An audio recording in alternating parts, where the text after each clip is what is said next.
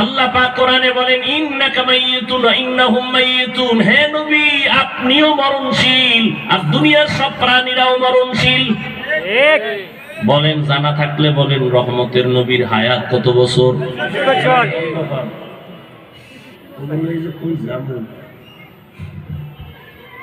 নবীর হায়াত কয় বছর? যার জিন্দা মরেই না আর হায়াত 63 আইলো কইতন। রহমতের নবীর 63 বছর পরে নবীজির ইন্তেকাল হইছে, জানাজা হইছে নি? জিন্দা মানুষের জানাজা হয় কি কয় ব্যাগ কম। রহমতের নবীর ইন্তেকাল হলো সোমবার দিন জোহরের নামাজের আগে, ঠিক শাস্তের সময়। আর বুধবার দিন গিয়া রাতের তাহাজ্জুদের টাইমে রাসূলের দাফন হলো। সোমবার দিন ইন্তেকাল, বুধবার দিন দাফন। নবী বলেন মাইয়েতের কষ্ট দিবা না, দ্রুত দাফন করো। নবীরটায় দেরি কেন?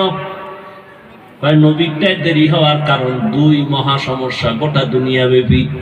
সমস্যার সমাধান কেউ দিতে পারে না করতে করতে বুধবার হয়ে গেল।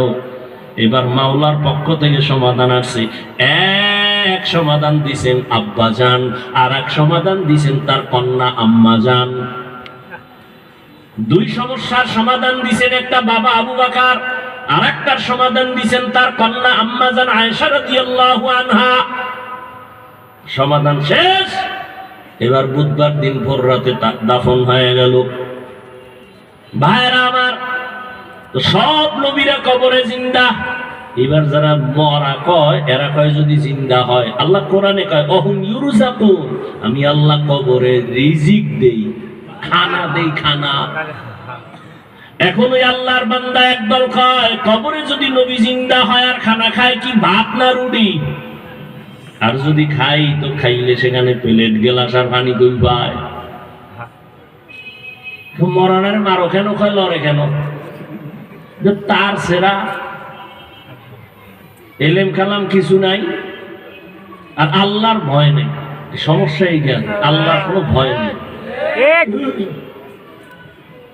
নিজের আবু হানিফার থেকেও বড় দামি বানায় দিছে, অথচ ঠিক মতো জামাতে নামাজও পড়ে না। আবু হানিফার থেকে দামি। আল্লাহ হেদায়েত দান করুন। আমিন।